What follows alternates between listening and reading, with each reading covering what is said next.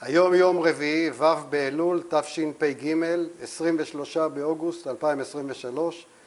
אני יעקב שטר, מראיין מטעם יד ושם את אילנה מנס, ילידת 1938, מרדום, פולין. הרעיון נערך בראשון לציון. אילנה, בוקר טוב לך. בוקר טוב יעקב. בוקר טוב יעקב.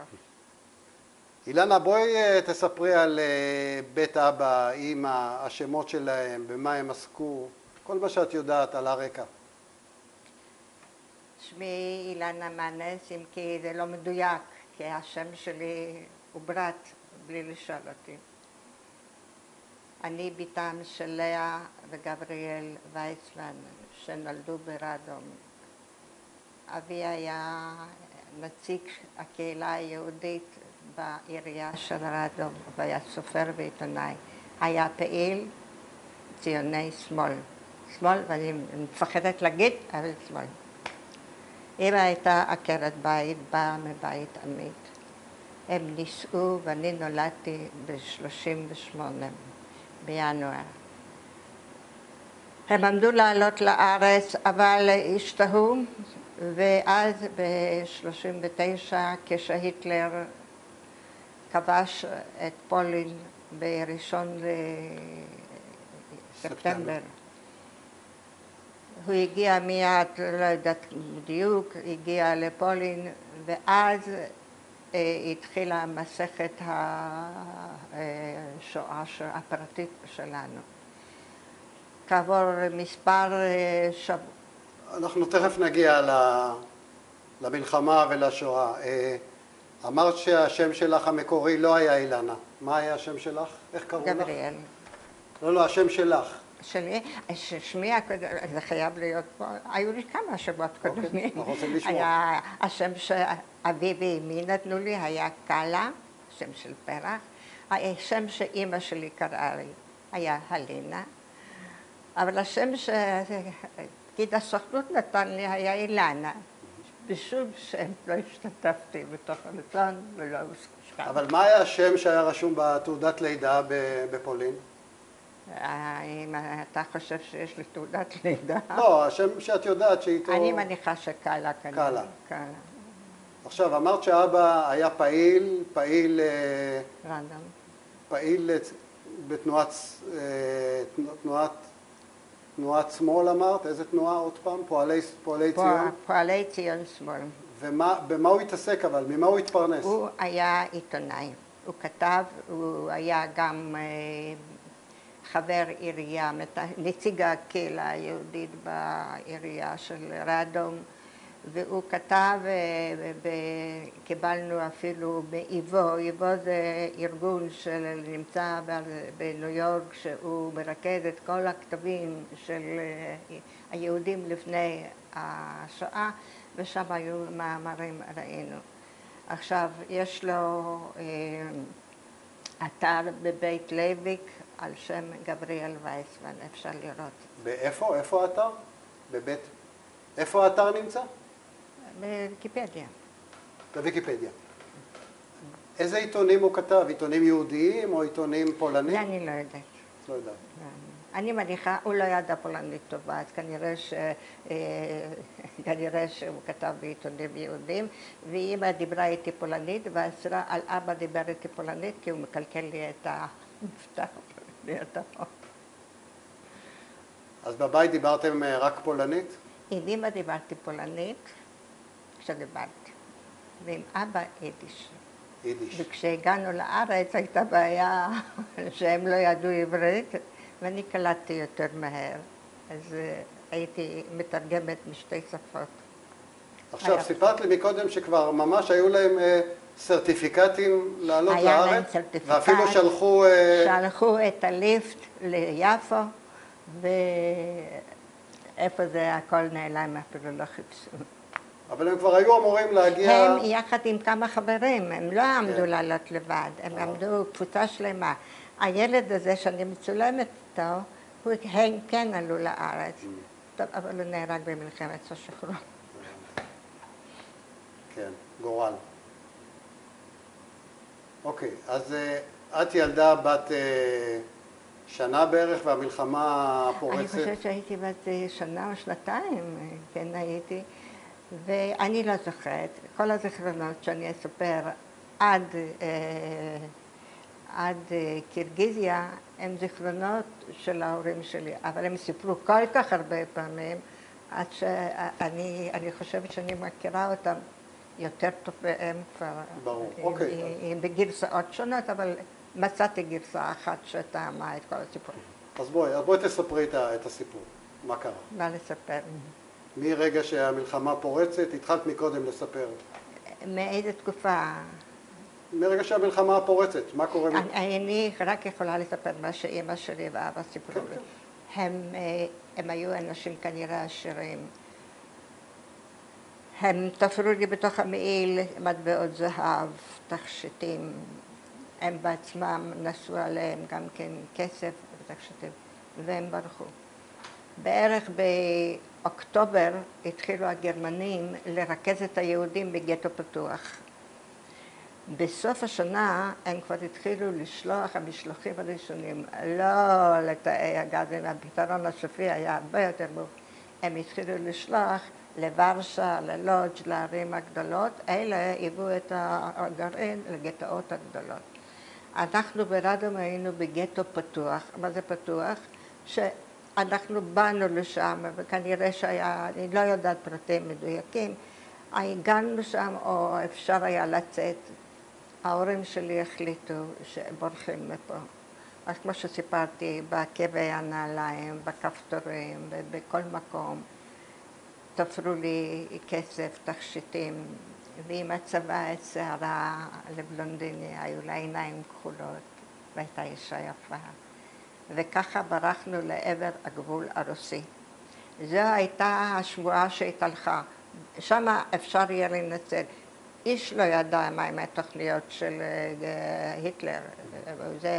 הוא פרסם באינקאם, אבל מי האמין לו? רק אלה שהאמינו לו ניצלו, הרוב לא האמינו. והם שכבו על הגבול מוסתרים, אמא סיפרה, ברפתות, בבורות, בסכנה מתמדת, כי כל אחד יודע שהפולנים, אם הם נתפסו בהסתרת יהודים, דינם היה מוות במקום, בלי משפט, בלי כלום. אני לא יודעת, היה מזל. אבא שלי אומר שזה לא היה מזל, כי סבא שלו היה המשרת האישי של החפץ חיים. חפץ חיים היה רב, אני לא יודעת ליטאי או מה, והוא לפני מותו הבטיח אולי משרת או הבסט מן מה שנקרא, שהוא יכול לקבל שני דברים, או עושר בעין, או שכל הדורות עד דור חמישי ינצלו. אז הוא אמר, הדבר השני. אני לא יודעת עד כמה הסיפור הזה אמיתי, כן. אבל ללא ספק הוא היווה משהו שהציל אותם, שנתן להם כוח, שתרבן אותם. אז הם שכבו ממקום למקום, סיפרו ששם, שם. הם הגיעו בסוף, נדמה לי, באמצע או בסוף כנראה 40 לגבול, והגבול היה סגור לגמרי. ואמא סיפרה או חג המולד, או נובגוד, זה השנה החדשה הרוסית, החיילים השתכרו, וכנראה שגם הביאו להם וודקה, הם הלכו לישון. ואלה פרצו את הגבול ועברו, וניצלנו. שם כבר חיכו, ידעו שיעברו ושלחו אותנו לסיביר. אני לא זוכרת את זה, ואל תשאל אותי, כי אני לא יודעת. ברור.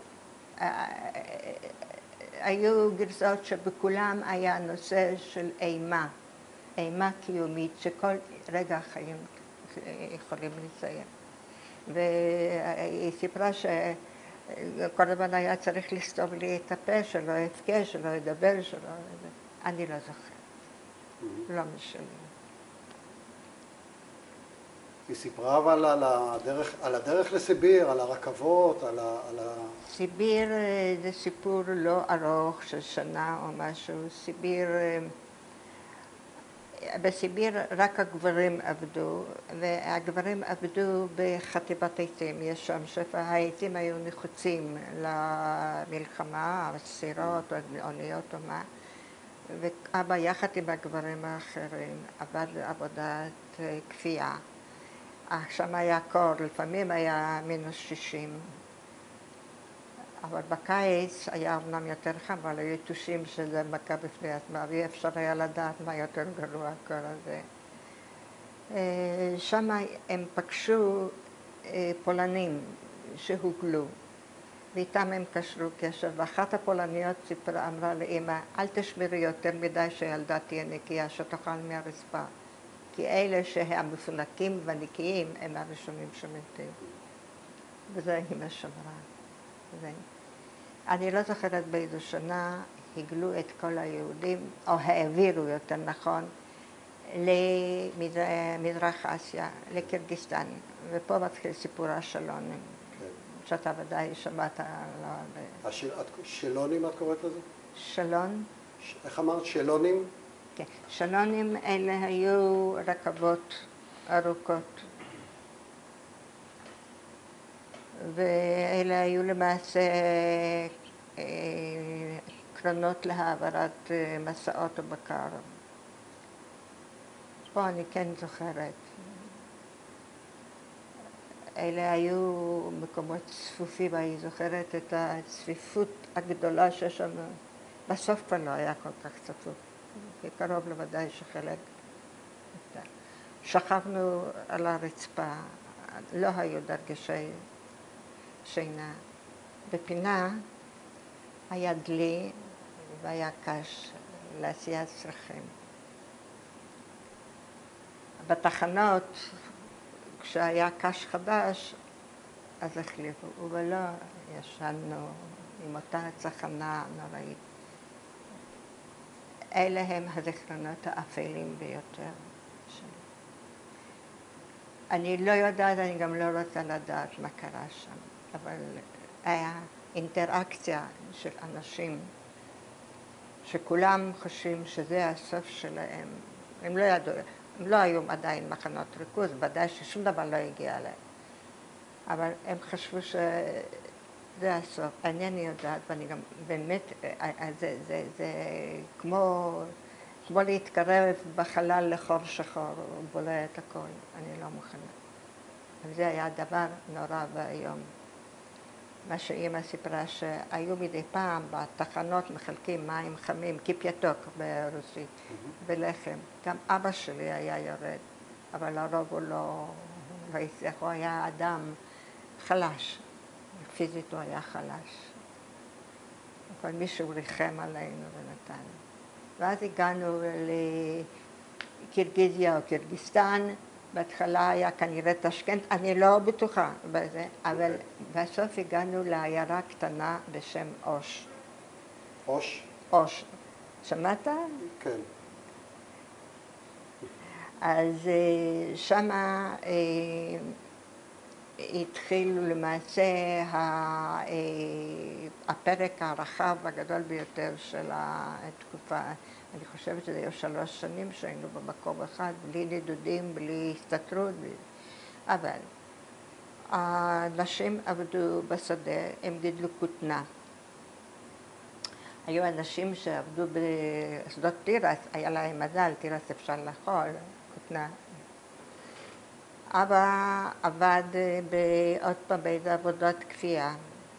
עכשיו, אם הייתי צמודה לאמא, היא לא נתנה לקחת אותה. כי הילדים חלו נורא. ולמרות הכל חליתי במלריה וטיפוס. ומה שאני כן זוכרת, זה שבבית חולים, כנראה רופא, מישהו לבן, אמר להורים שיצאו כי אני הולכת למות. אבל לא מת. עכשיו, גרנו בבקתה, בחושה. קיבלנו קילו קמח לשבוע וקילו סוכר לחודש. עכשיו בזה הצטרכנו להתפרנס. אמא בישלה מרק קמח, אני לא יודעת אם סיפרו לך כבר, מרק קמח יש לו מתכון מאוד מיוחד. מרתיחים מים, אגב המים לא היו מים זורמים, שאף אחד לא יעלה על דעתו. היו צריכים ללכת למרחק עד שמצאו איזה פלג. היא הרתיחה את המים, הוסיפה קצת קמח, אבל אי אפשר לאכול מים עם קמח. אז על פחית היא סיפרה שהייתה שמה את זה על איזשהו אש או איזשהו משהו שבוער, והקמח היה משכים, והיו נוצרים מעין פירורים כאלה. את זה היו שופכים מעל המרק, אז היה לזה מראה אחר, ועכשיו בעיקר לא היה בכלל מלח. מכרות המלח נסגרו כי כולם היו צריכים להיות בחזית. ולאמא היה, ביידיש קוראים לזה הקניפל, זה כמו שלוקחים מטפחת וקושרים, ושם, זה אני זוכרת, הייתה יושבת וסופרת גרגירים בודדים על המרק, ואחר כך החזיקה את זה על הגוף שלה. אבל אני מוכרחה להגיד שהימים המאושרים ביותר שלי היו באוש. מפני שאמא ואבא היו מאוחדים, הייתה ביניהם הרמוניה. הם היו מאוחדים באותו רצון אז להישרד ולספר.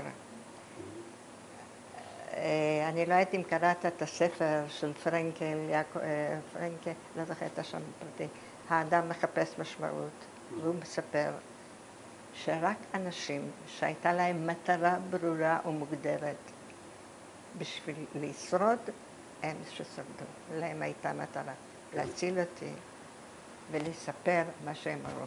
הם לא ידעו הם לא ידעו מה קורה, מה מתרחש. זה מה שהם עברו, זה קייטנה לעומת מחנות ההשמדה.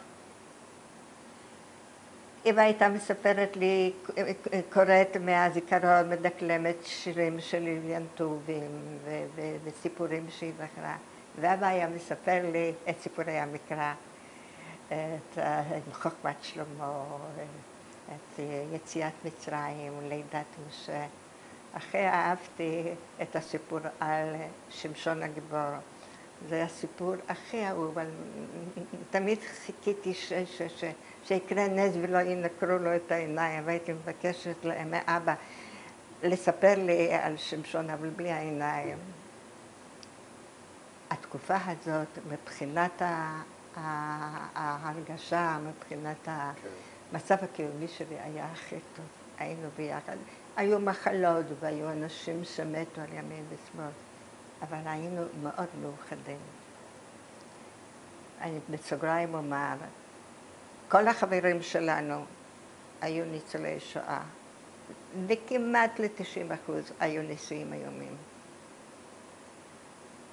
כל החברות שלי היו ניצולות שואה, וכולם היו עם דפקט באישיות. ואם אני רוצה לזכור משהו יפה, אני נזכרת בישיבה הזאת ביחד, בגלל האחדות בין ההורים. ב-45, בסוף שם אבא ביחד עם כמה אנשים, הם הוציאו עיתון אפילו, על נייר, הוציאו, היה לי צילום, לא יודעת למה הוציאו. באיזו שפה? יידיש. ביידיש. יידיש היא הלינגואה פרנקה של היהדות מזרח אירופה. לינגואה פרנקה זה, אתה יודע מה זה לא, כן. את אבל לומדת שם בבית ספר או אז זהו, בבית ספר כנראה שם התחלתי א', אבל זה היה אני רק זוכרת שזה היה באיזה עורבה, וקרוב לוודאי שהביאו את הסוסים או סוס, ומאוד נבהלתי, בדיוק למדנו לכתוב אחד. בזה אני תולה את החוסר ההצלחה שלי במתמטיקה. אבל זה היה בית ספר שלמדתם בו ברוסית. זה היה בית ספר, זה לא היה בית ספר, מי זה בית ספר בבית ספר? זה היו כמה ילדים שאישה אחת שהחליטה שהיא מורה, ישבה והחזיקה אותה. לא. חוץ מהתא המשפחתי וזה שאני מבין, רוב הזמן הייתי עם אמא ואבא, היו לך גם חברים, חברות באותה תקופה? בטח, הייתי, למרות שהייתי בת יחידה, הייתי מאוד חברותית, והיו לי חברות, כמה חברות אפשר, וכולם היו מפוחדים וצל של עצמם. אבל לי היה מזל שהבית היה אינטליגנטי, והיה להם מה לדבר. וברוב הבתים דיברו רק על אוכל, מה הם אכלו, ואיך הם הכינו שניצל, ואיך הם הכינו את זה, ואצלנו בכל אופן גם דיברו על זה, אבל הייתה שיחה יותר מעניינת. אז... את יכולה לתאר את המקום? איך זה נראה? זה כפר, עיר? אני זוכרת קצת, אני זוכרת את החושה הזאת, ואני זוכרת שפעם... מה זה חושה? זה ממש עשוי ממה? מחמר. זה היה החומר היחיד, גם האוזבקים חיו בגפור. אבל חלקתם את זה עם עוד משפחות או רק אתם? החושה הזה, זה היה פחות מהמטבח שלי, זה היה מיטה על מיטה ואחד היה שם על הרצפה.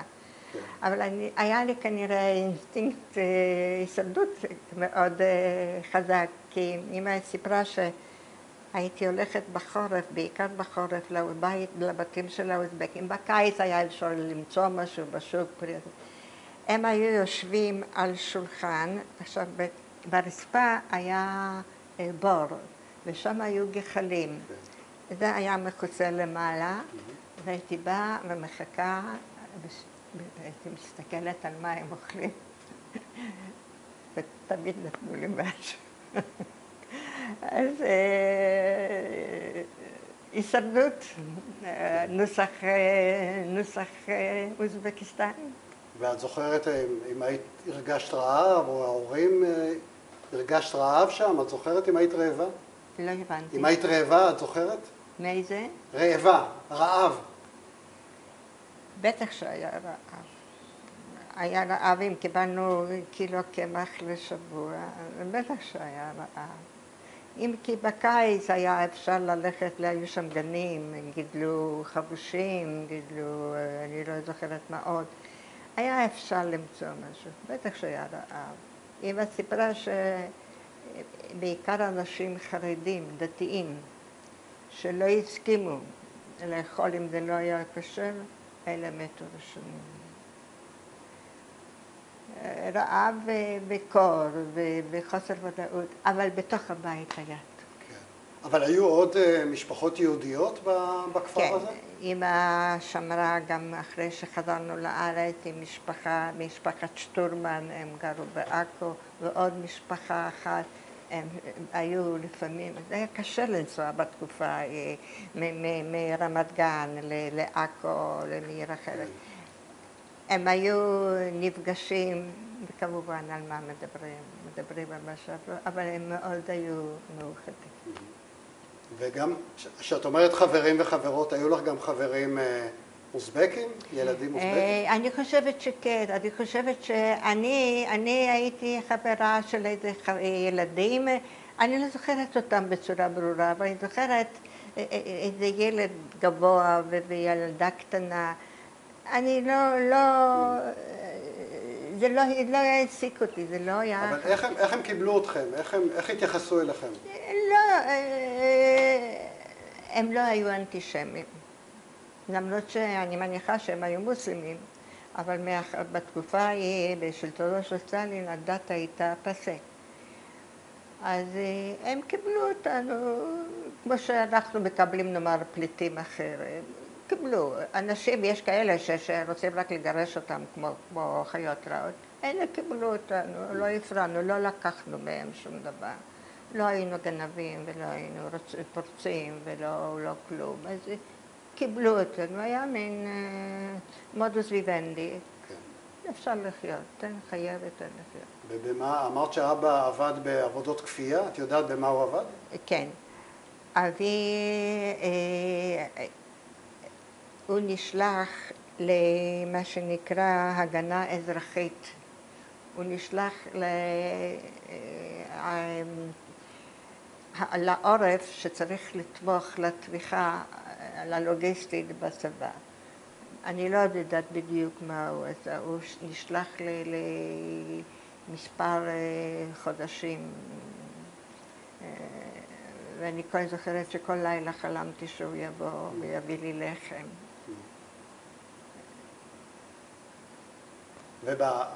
ושהוא חזר, במה הוא עבד? וכשהוא חזר הוא היה חולה, הוא חלה גם במלאריה, גם בטיפוס כולנו. אני גם יצאתי עם סימנים גדולים בריאות, מסימני תמת.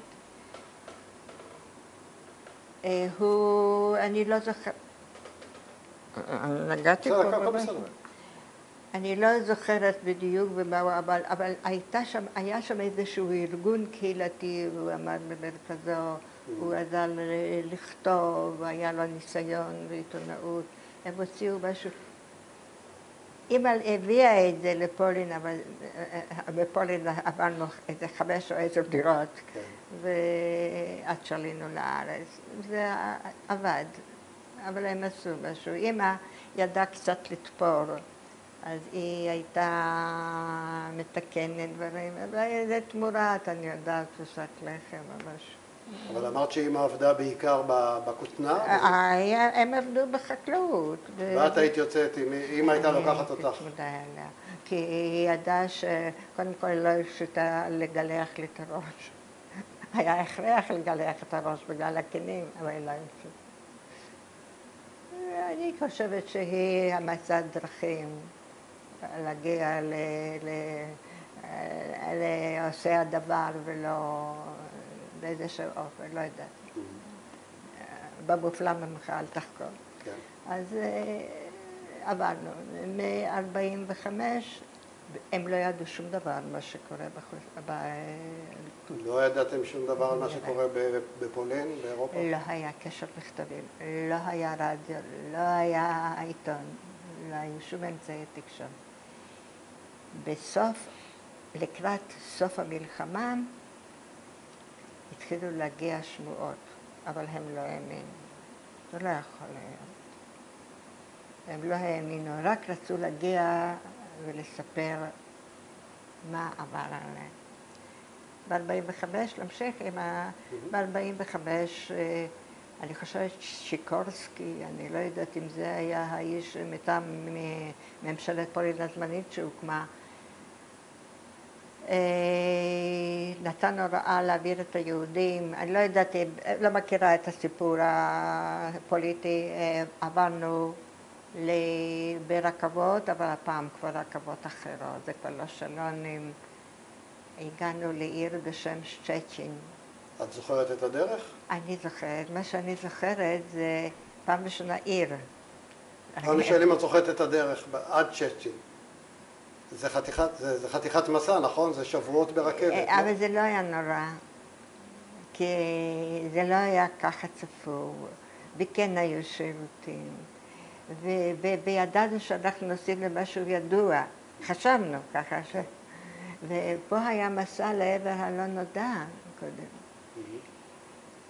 אז הגענו לפה לשצ'צ'ין, מה שאני זוכרת, הריסות, בניינים הרוסים, ערימות של לבנים, שלדי ברזל, ואמרו לנו, תחפשו לכם דירה.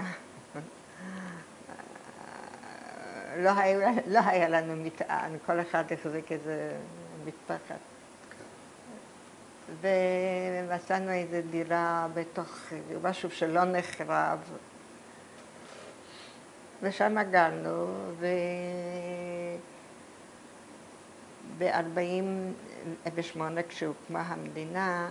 רגע, הגעתם ב-45. איך שיקמתם את החיים? איך חזרתם? החיפוש היה מתמיד. אבא נסע לרדום. למצב אחד, היו לו 10 אחים ואחרים. כלום לא נשאר. והוא ראה שהשכנים, הם היו כנראה אנשים עמידים, אף פעם לא דיברנו על זה עד הסוף. הוא ראה שהשכנים מסתכלים עליו בחשדנות, שהוא בא לקחת, והוא הבין ששומר נפשו ירחק. היה לו שם, היה לכם בית, היה לו בית שלו על שמו ברדו? היה בית על שם אביו, שמו לא. אביו. והם, אני חושבת, גרו בשכירות, כי היה בית להורים שלו, היה בית להורים שלה, והם גרו בשכירות. עכשיו, אני רציתי אולי לפעול, לקבל חזרה את הרכוש. אז אמא אמרה, שום דבר לא יחזיר לי את ההורים, אני כבר לא רוצה. אבא שלי גם סירב לקבל שילומים, עד שאמא הכריחה אותו. אז אני רוצה להבין, כל המשפחה של אבא, כולם, אף חוסלו. אחד, אף אחד. זאת אומרת, 10 אחים הם היו? 10 אחים, בני דודים, והם היו מספרים לי שהיו להם בני דודים. אני זוכרת ששאלתי את אמא, מה זה בן דוד? לא ידעתי מה זה בן דוד, אז היא כל כך בכתה, כי להם היו בני דודים. הסבא והסבתא היו, אמרת, שהסבא היה משרת של... אף אחד. הם היו משפחה דתית? הסבא והסבתא? אם הוא היה בפועלי ציון שמאל... כן, זה אבא, אבל הסבא... כן, הם היו, הרי הסבא שלו היה המשרת שלה, כן, כנראה שכן. אבל אבא כבר היה חילוני ופעיל שמאל. אבא היה חילוני, ניהלנו בית חילוני לגמרי. אמא הייתה יותר חילונית, היא יותר התקרבה לפולנים. מאיזה משפחה אמא? מה שמשפחה של אמא במקור? מנדל. וגם כל משפחת מנדל? משפחת מנדל היא משפחה, כל מי שנקרא מנדל שייך לאותו שבט. אבל המשפחה של אמא, כולם נעלמו? היא, אמא שלה ושני אחיה הבוגרים ניצלו באיזו עיר אחרת, אבל הם לא יכלו להיפגש. היא ידעה. הם ניצלו, אחרי המלחמה הם לא הגיעו לפולין, בצורה שאני לא מבינה עד היום נסעו לגרמניה. ומגרמניה אח אחד עבר לניו יורק, לארצות הברית, והשני עלה עם אמא שלו לארץ, בתל ברוך הם גרו. זאת אומרת שפה בעצם הייתה לך סבתא מצד אמא. הכרת אותה. אני חושבת שראיתי אותה איזה פעמיים שלוש. הייתה אישה חולה, מדוכאת, ולא רצתה לדבר עם אף אחד, שכבה לה ככה. הייתה סבתא שלא דומה לסבתות, כמו שאנחנו מכירים, אז זה היה. אז תספרי על החיים בשצ'צ'ין, את לומדת, נכנסת למסגרת של לימודים? בשצ'צ'ין למדתי פעם ראשונה בבית ספר יהודי בשם י"ל פרץ. הייתה לנו תלבושת אחידה ובאנו לבית ספר, ובכלל זה היה מוזר. למדנו, לא היו ספרי לימוד, למדנו סיפורים שהמורה סיפרה. מכל הסיפורים, מכל הלימודים, אני זוכרת יום אחד חורפי שיצאנו לגלוש במגלשות. זה היה הכי כיף. למדתי 4 פעולות חשבון וקצת לכתוב, וכשהגענו לארץ, כבר הייתי בת 11, פערי הלימוד היו גדולים מאוד. עשו לי מבחן בחשבון, ידעתי, לא ידעתי, אבל ידעתי את צורות האותיות, כי אבא לימד אותי. אבל אני רוצה לשמוע רגע על ההורים בשצ'צ'ין, מה הם עושים ב3 שנים האלה עד שעליתם? בשצ'צ'ין הם קשרו קשרים, ואבא עבד באיזשהו עיתון, גם שלהם וגם של הבונד. זה עוד יותר שמאל. קומוניסטי, כן. כמעט. הוא היה שם גם עורך וגם כותב, למעשה הוא היה כל העיתון, הם הוציאו עיתון, הוא כתב לסופרים יהודים בארצות הברית וסיפר, הייתה לי תמונה, אני לא זוכרת, שהוא נמצא על יד האנדרטה של גטו ורשה, אני צריך לחפש את זה. אבל כל המטרה שלהם הייתה לעבור לארץ. אמא לא רצתה. לא נעים לי להגיד את זה, אבל אמא אמרה שיהודים לא יוכלו לחיות עם יהודים. טוב, מה לעשות, מדי פעם היא צדקה. אבל הוא אמר שום דבר. ואז עברנו, הגיעו משלחות של קיבוצים כנראה, וריכזו את כל מי שרצה להיות עולה, מי שרצה לעלות, ריכזו במשהו שהם קראו קיבוץ. זה היו מספר בניינים שהוא איכשהו שרדו.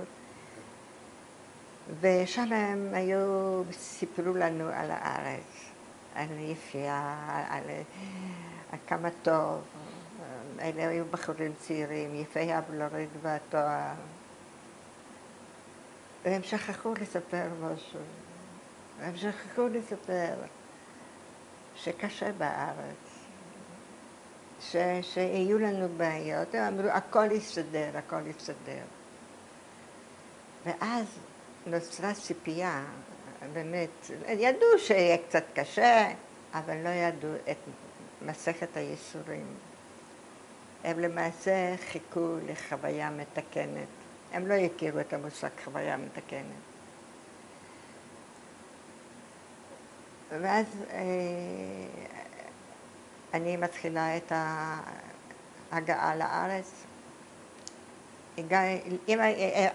בדרך לארץ היינו חצי שנה בפריז. כי לא באו לארץ ישר מפולין, הם עברו דרך גרמניה, היו בפריז למרסיי ובשם. עכשיו אתם במסגרת של איזה קבוצה או רק אתם כמשפחה? המעבר הזה מפולין לפריז נעשה כקבוצה במסגרת... הייתה קבוצה, אבל הקבוצה הגדולה ביותר היו של החברים שלהם שהם פגשו ברדום. הם פגשו מאוד שמחו. אבא לא ידע צרפתית, גם לא אמא. צרפתית היא שפה מאוד קשה, למרות שהיא שפה אירופאית, היא שפה קשה בגלל המבטא. והם רצו שהוא ינהל שם איזשהו שבועון יהודי. אמא מיד אמרה, כן, כן, נשארים פה, אבל לא. אבא שלי עשה כל מה שאמא רצתה. אבל בעניינים עיקריים הוא עשה מה שהוא רצה. עולים לארץ. מה זה? היו מריבות. אחותי הייתה בת שנה... רגע, מתי נולדה אחותך? ב-18 ביוני 1948. היא נולדה בשצ'צ'ין. היא נולדה בשצ'צ'ין. זה היה לי מאוד מוזר. כן. את כבר ילדה בת 10, משהו כזה. והיא הגיעה לארץ בת שנה וחצי, פחות משנתיים, והיא חלתה, ומחלה שאז לא אובחנה. אני זוכרת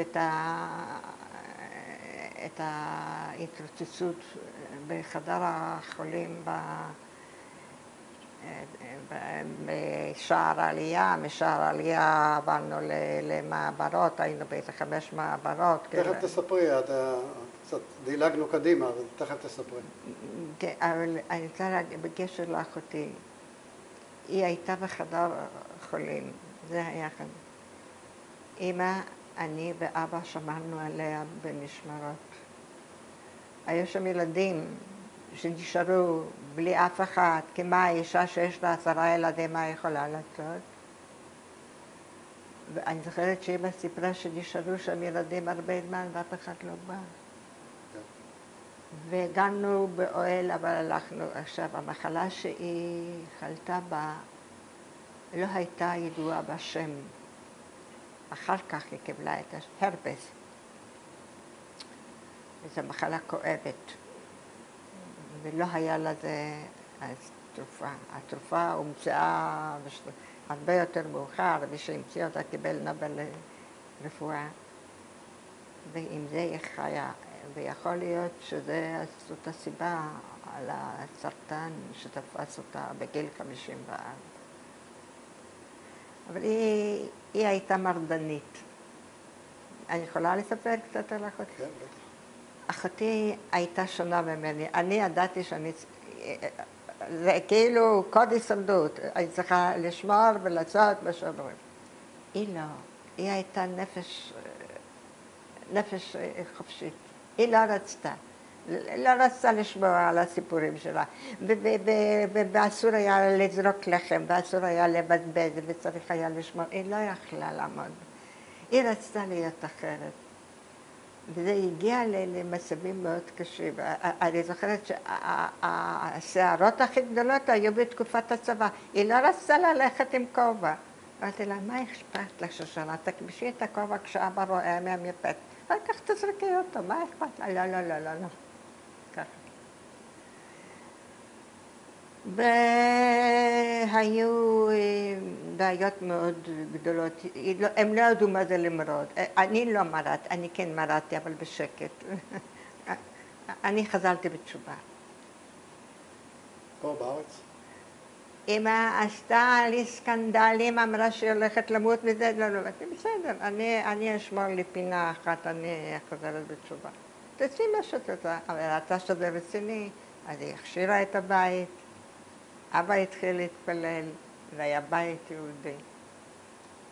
ולמה חזרתי בתשובה? אני לא יודעת, אני חושבת שרציתי להיות בעולם אחר. עכשיו, אם אתה רוצה, אני אספר לך מה היה בשיכון. השיכון עולים. רגע, דילגנו קצת. אתם חצי שנה בפריז?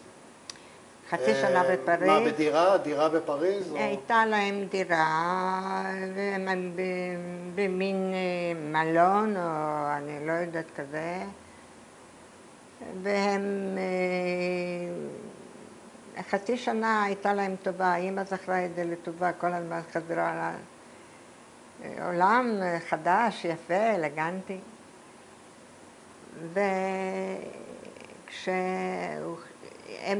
היא ממש נגררה לאונייה. עכשיו, הפרק הכואב ביותר זה הפרק של הקליטה. רגע, איזו אונייה עליתם ומתי הגעתם איזו אונייה ומתי הגעתם לארץ? באיזו אונייה עליתם? אמרתי, עצמאות. מתי בדיוק? מתי הגעתם לארץ? בעצמאות הגענו לארץ ב-23 במאי 49. אוקיי. משם לשער העלייה, כן. קיבלנו DDT, לי שינו את השמות, להורים שלי היו שמות עבריים, וזרקו אותנו לאוהל, ובשנת 50 היה שלג בתל אביב, שלג נורא, והיום הכל היה בסדר. היו הצפות והיה חורפים קשים. איפה הייתם? אמרת שעברתם כמה מעברות. איזה מעברות הייתם? איזה מעברות הייתם? היינו בשער העלייה, בבית ליד, אחר כך היינו באיזשהו מקום בפחונים, ואחר כך מאחר ולאבי הייתה תעודת עיתונאי, אז שלחו אותנו לבית עולים שמעון, שהיה ממוקם לא רחוק ממקווה ישראל, איפה שהיום צומת חולון. יש שם עדיין, אם מסתכלים, אז יש שם בית ערבי, זה היה בית של איזה אפנדי. אתה קראת את בנימין תמוז פעם? אולי פעם. אז תחרות שחייה זה על המקום הזה. ושם היו לנו צריפים כבר, ומשם הלכתי ללמוד בבית ספר ביאליק. בית ספר ביאליק כבר לא קיים, אבל הוא היה ממוקם ברחוב לוינסקי מול התחנה המרכזית החדשה, היא כשלא חדשה ולא קיימת. שם היינו שתי בנות עולות חדשות, וכולם היו צברים. והיו, אני זוכרת שנכנסתי, היו ילדים שהלכו מסביבנו ובדקו אותנו. לא ידעתי מילה עברית. קיבלתי מילון עם 50 מילים. זה מה שאמרנו. ואני והילדה השנייה, סופי, הייתה מבולגריה. כל הזמן רק רצינו לעבוד במטבח, רצינו להיות תורניות, אבל לא הסכימו. הכי גרוע, בשיעורים ישבנו טוב, מה זה חשוב, הוא סיפר, אבל היה לנו קשה בהפסקות. כולם שיחקו 5 אבנים, וזה היה המשחק הפופולרי בכול. פתאום היינו בשוליים.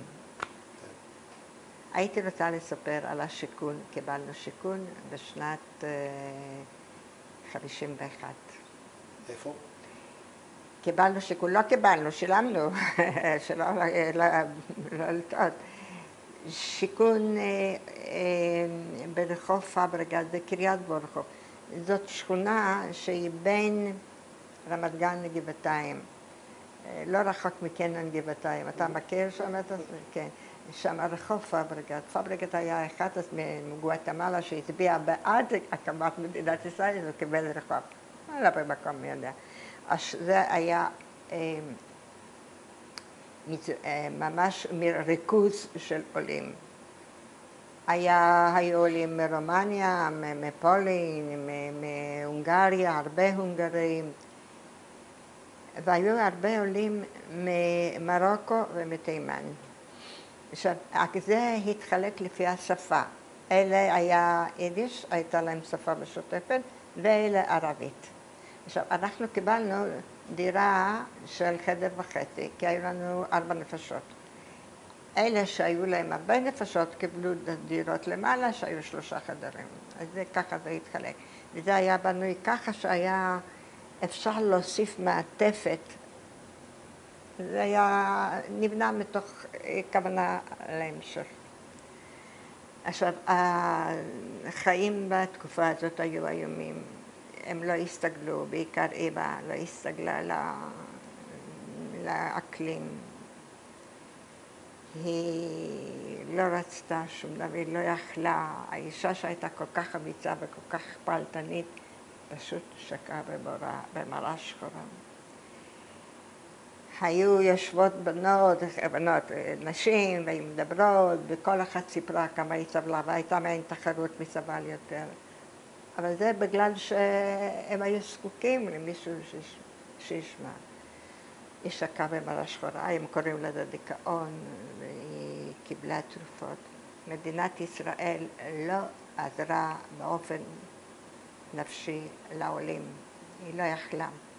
את זה היא דחתה לאחר כך, אבל הרבה אנשים לא הגיעו לאחר כך. אני מכירה אנשים שנכנסו לבתי, לא נגיד משוגעים, אבל בתים כאלה, ולא יצאו. רק אהבתו של אבא והצורך לטפל בי ובאחותי בעיקר, החזיק אותה על הרגליים. מה שקיים אותנו זה חבילות שדודי שלח מאמריקה, ופעם בכמה חודשים היה שם שטר של $10, שאני לא יודעת איך הוא כימס מה הוא היה צריך לעשות. ואני זוכרת את אמא יושבת כל ערב ותופרת וגוזרת, קיבלנו בגדים. השמלה החדשה הראשונה שקיבלתי הייתה לה חופה, שגם תפרה אותה שכנה שגרה למטה. תפרה לי שמלה חופה לבנה, שאחר כך מסלתי אותה לחברות, אל תחשוב. ולבסוף היא חזרה וגזרה לנו אותה מחדש, צבענו בקשת, הייתה מחלקה של צפיית בדים, צבעו אותה לכחול כהה, ולבשת אותה הרבה זמן. לא בוזבז שום דבר. היא הייתה יושבת ותופרת ומתקנת, העיקר היא הייתה שר האוצר, זה היה תפקיד רשמי שלה. אבא עבד בעבודות דחק, אתה יודע מה זה עבודות דחק? עבודות יזובות, רואים את זה בסלח שבתי, שהם שותלים. חפרו בורות, כיסו אותה וחפרו אותה, ועוד פעם, שתלו עצים, שעקרו אותה, וכן הלאה וכן הלאה. הוא חזר, הוא היה מאוד שבור, לא בגלל העבודה, אלא בגלל שהמנהל העבודה היה כנראה מרוקאי או לא יודעת מה, הוא קרא לה בוזבוז, זה היה השם של היהודים. בוזבוז, סבון, השמות, זה הרס אותו. הוא ידע שזה לא מגיע לה. הייתה תקופה קשה, וכשאמא עברה את המשבר, אז איכשהו התקיימנו, ואחר כך עברנו. אני רק מוכרחה לספר על האמא בתור שר האוצר. היה לה קרטון, והיה מחולק לריבועים.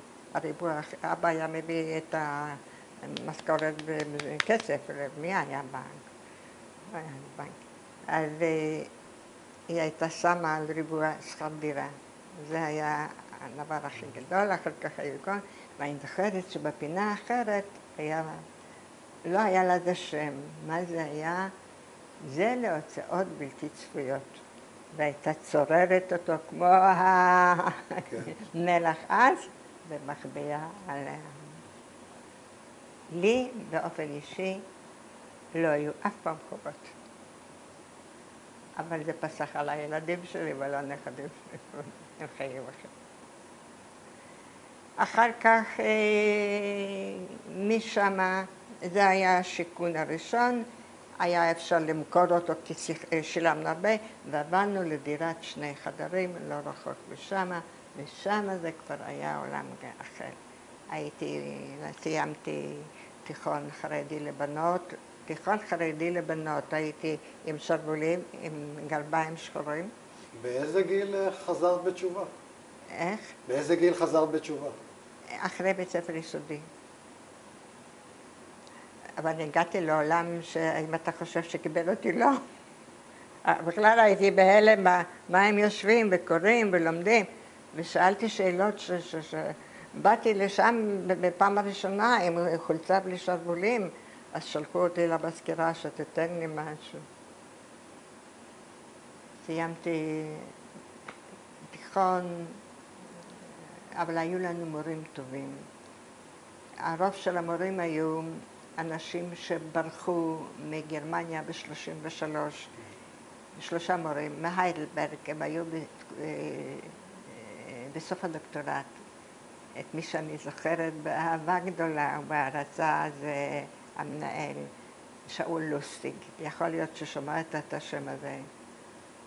אין אדם כזה, זה מורה לחיים, זה לא אומר כלום. משם התחיל צבא, הנושא של צבא. אמא אמרה שאני לא הולכת לצבא. את תביאי לי בשם במזר. אמרתי, לא, אני לא אביא שום זה, אני אלך לצבא. לא, לא, לא. אז תלכי לסמינר, הלכתי לסמינר, למרות שבו לא רציתי, סמינר תלפיות בתל אביב. הכרתי את בעלי, ובשנת 60 התחתנו. הייתי בצבא בכל אופן. למרות שאמא אמרה, לא, אני הלכתי לצבא. הייתי מורה חיילת בקריית שמונה. זה לא סיפור פשוט לנסוע מרמת גן לקריית שמונה. היו לנו חופשים רק כשהיו חופשות בבית ספר, ובקיץ היינו מדריכים בקייטנה. זהו. ומה שקרה שאנחנו לא דיברנו, בינינו, בין אלכס בעלי לביני, אנחנו כן דיברנו על השואה.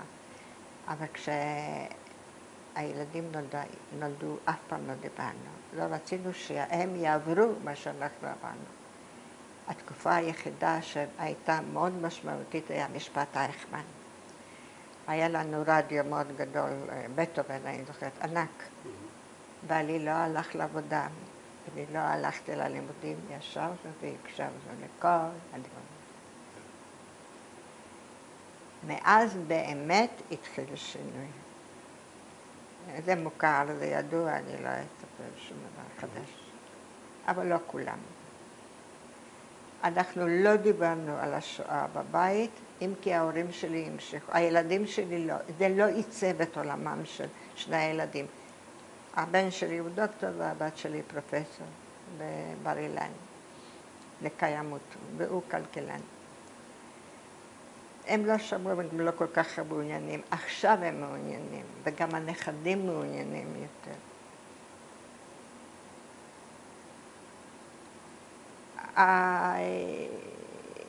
אני רק רוצה לספר על תקל אחד, אם אתה תרשה לי או שיש לך שאלה. לא, לא, תספרי בבקשה. אנחנו עברנו מרמת גן לראשון ב-74, נכנסתי ללמד בגימנסיה ריאלית בראשון לציון. הייתי מורה לספרות.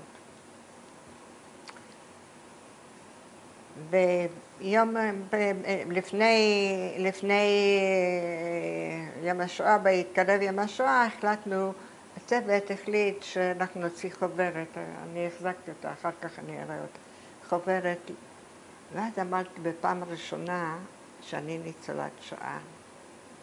ואחד מן הצוות שאל, מעניין על חשבון מי ניצלת. זה היה בשנת 80, הרבה אחרי משפט אייכמן, הרבה אחרי מה שכבר נלמד ונטחן, ולשאול. עכשיו שאלתי, למה הוא אמר את זה? הוא היה דור שני בארץ. קרוב לוודאי שהעניין של השנאה, אני לא רוצה להגיד, אולי קנאה, לעולים החדשים, ולפחד שהם לוקחים לנו משהו. אולי אלה הם דברים שבטבע האדם. אבל להגיד דבר כזה, עד היום אני לא סולחת לעצמי שלא עניתי לו. איך לא עניתי לו? אני הייתי ילדה קטנה, נניח, באמת יש אנשים שניצלו על חשבון מישהו, אבל הייתי ילדה קטנה על חשבון ויכולתי לנצל. וזה משהו שהוא כל כך מושרש, וזה אולי מסביר שאני לא רציתי לדבר על השואה. אנחנו מתקרבים לסוף? לא, אין לנו סוף. אין לנו סוף. וזה דבר שהביא אותי לכך שאני כן אדבר עם תלמידה, אבל לא אמרתי שהייתי, אבל דיברתי יותר על השואה. וב-93 גם ליוויתי את הקבוצה והייתי יחד איתם בכל ההכנות ביד רשם. כיתה מהתיכון שלימדת? ליווית כיתה? ליווית כיתה מהתיכון? כן, הייתי הממונה על הטקסים. והוצאתי חוברת, אבל עדיין שאלתי את עצמי, למה אני כל כך נרתעתי מלספר? לא היה לי מה להסתיר. אני הרגשתי את זה, שזה מעמיד אותי בעמדה של חולשה. מה שהכי רציתי זה להשתייך לצברים. אני זוכרת כשעמדנו באונייה העצמאות, הסתכלתי למטה, וזה היה יום ה-50 כנראה, כי האור היה לבן. ראיתי קבוצת ילדים שהולכת לבית ספר, בבוקר הייתי בין הראשונים שקמתי. והילדים הלכו כל כך חופשיים, הלכו במכנסיים קצרים, וטמבלים ודיברו. אמרתי, כזאת אני רוצה להיות. זה פעם יחידה שעבדתי, כזאת אני רוצה להיות. אבל זה לא קרה. איכשהו כל הניצולים איכשהו נדבקו זה לזה. בעלי למד בטכניון. הוא סיפר שכל החברים שלו היו ניצולי שואה. זה היה תא שלם. זה לא שהם לא רצו. החברים שלנו, כשהתחתנו, הייתה לנו קבוצה גדולה של חברים. כולם היו ניצולי שואה, ולכולם נישואים גדולים, כמעט, כמו כבר אמרתי. והילדים דור שני נולדים עם איזשהו דפקט. זה לא היה כל כך פשוט להחליט שאנחנו נמחק. לי יש 50% נכות על סעיף נפשי. אני מתפקדת, אני עבדתי עד גיל 70 והכל. אבל יש חלומות רק שיכולים לישון. ויש דברים שהם לא מובנים עד עכשיו, כנראה שלא אבין אותם. והדבר הנוסף והאחרון שאני רוצה לספר, לפני 5 שנים, באחת הדיירות פה, אמא שלה מתה. אז הלכתי לבקר אצלם, הם גרים בשיכון המזרח, הם תימנים, באו תימנים, הם כולם נולדו בארץ. באתי לבקר את המשפחה בכל ניחומים. ולא יודעת איך התגלגלה השיחה, והאחות אמרה, אתם האשכנזים, אתם התחלתם הרבה יותר טוב מאיתנו, כי קיבלתם שילומים. כל כך הרבה שנים אחרי זה לא שוכחים. עכשיו, הלכתי וחקרתי את נושא השלומים. ב-53, כשבן גוריון חתם על הסכם עם אדנאואר, 50% בלבד עברו לניצולים, ו-50% למדינת ישראל, לא רק בכסף, בסחורות, בעניינים, בנושאים אחרים. זה בנה את התשתיות וזה אפשר את החיים המודרניים. כך שבאופן עקיף, כל אחד, לא רק ניצול שואה, קיבל שילומים, קיבל חלק מהכספים שהגרמנים הזרימו לארץ בסחורות, לפעמים לא בכסף. אז מה שאני רוצה לסיים במה שקורה לאחרונה. כולם ראו את הגבר ההוא שצעק, כמה טוב ש6 מיליון נהרגו, ככה דפק על עצמו, כמה טוב, ממש בגורילה. נפלא שנהרגו 6 מיליון. הייתי רוצה להגיד לאנשים, בטוח שהוא לא יראה את התוכנית הזאת, אבל בכל אופן הייתי רוצה להגיד. מדינת ישראל קמה באמת הרבה מאוד בזכות הניצולים, לא רק בגלל השילומים. כולנו יודעים מספר נתון מההיסטוריה, 5,000 נהרגו במלחמת השחרור. מחציתם אנשי גח"ל, גיוס חוץ לארץ. רובם הגדול, לא כולם, באו ישר ממחנות, בלי שקיבלו אפילו הכשרה צבאית. לא הקימו משפחות, לא ידעו אישה, באו ונתנו את נפשם. אז לבוא עכשיו ולדבר על דברי בלע כאלה, זה אינני יודעת. זה נראה לי מאוד משונה. אני רוצה לסיים. רצית להקריא משהו, כן. אני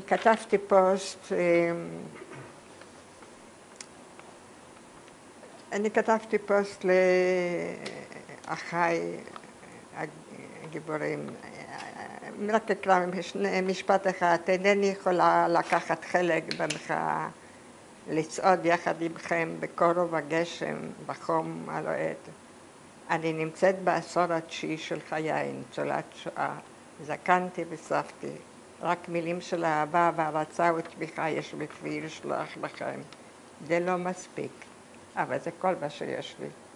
ואני מסיימת בבית אחד מתוך שיר של יהודה עמיחי, אהבת הארץ, גם השיר הזה הולחן מופיע בשירונת. והארץ ארץ חבילה, והיא קשורה היטב, והכל בה, והיא קשורה חזק, והחוטים לפעמים מחווים. עכשיו, מופיע פה ארץ החבילה, החבילה כמו צרור, אבל יש פה רמיזה לארץ החבילה מסיפור גן העדן. גן העדן היה שכן של ארץ החבילה. אז כשהוא אומר ארץ חבילה, הוא גם מתכוון, אני חושבת, לכך שהיא גן עדן. הארץ ארץ חבילה, והיא קשורה היטב והכל בה, והיא קשורה חזק, והחוטים לפעמים מחווים. אני חוששת שהחוטים מתחילים להיפרם, ואנו נהיה ארץ חבולה, לא ארץ חבילה, ובוודאי לא ארץ החבילה. לכן אני הסכמתי לסיפור הזה, זה לא שאני עשיתי מי יודע מה, אבל אני חוששת לילדים ולנכדים שהם לא ירצו להישאר בארץ, והם לא ירצו. אני מקווה שאני טועה. תודה רבה לכם. אילנה, תודה רבה לך. בבקשה. בתמונה הזאת אני מופיעה בגיל כמעט 2, זה היה בנווה הקיץ של הוריי. אני כאן עם בן של חברים של הוריי שעלו לארץ, והוא נהרג במלחמת השחרור. תמונה יחידה מהילדות. בתמונה המשפחתית הזאת, שצולמה כנראה ב-48 בשטטין, מופיע אבא שלי. אני עם כל הסרטים שאימא שלי החליטה שאני צריכה לענוד, ואימא שלי, שהייתה אז אישה מאוד מאוד יפה. תמונה יחידה. תגידי את המשפט האחרון שוב. את המשפט האחרון תגידי שוב. משפחה קטנה ועצובה. בבקשה. התמונה צולמה בשטטין בחורף 48. אני חושבת שאימא שלי בהיריון עם אחותי. יום חורף ואני ואימא הולכות לטייל. מי צילם את התמונה? אני לא יודעת, בוודאי שלא אבא, צלם מקצועי.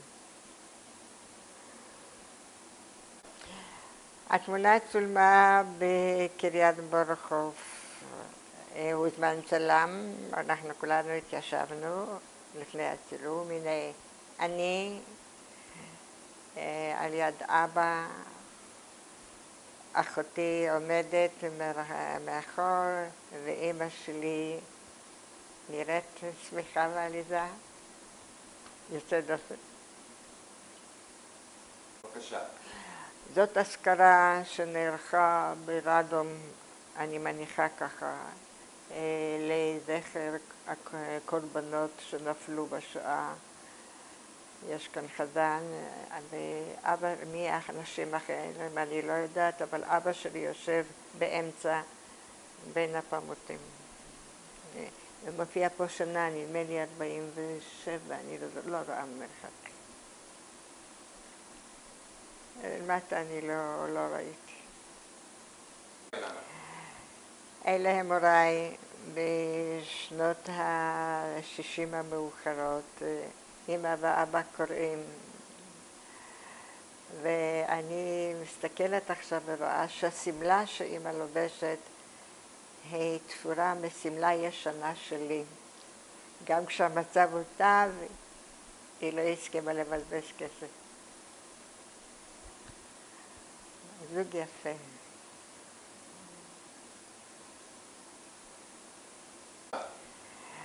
התמונה לקוחה מטקס קבלת דוקטורטים באוניברסיטה העברית, אני ממש לא זוכרת איזו שנה. בתמונה מופיעה ביתי שמקבלת את תעודת הדוקטור, בתמונה הקטנה בעלי אלכס, שגם הוא היה פרופסור, דוקטור אינג'ינר, נפטר בייסורים כבדים. בבקשה. גם התמונה הזאת היא בעת חלוקת דוקטורטים על הר הצופים בירושלים. בני ערן מקבל דוקטורט בהצטיינות, דוקטורט בכלכלה. בעלי לא זכה לראות את הטקס הזה, מרבית הצער.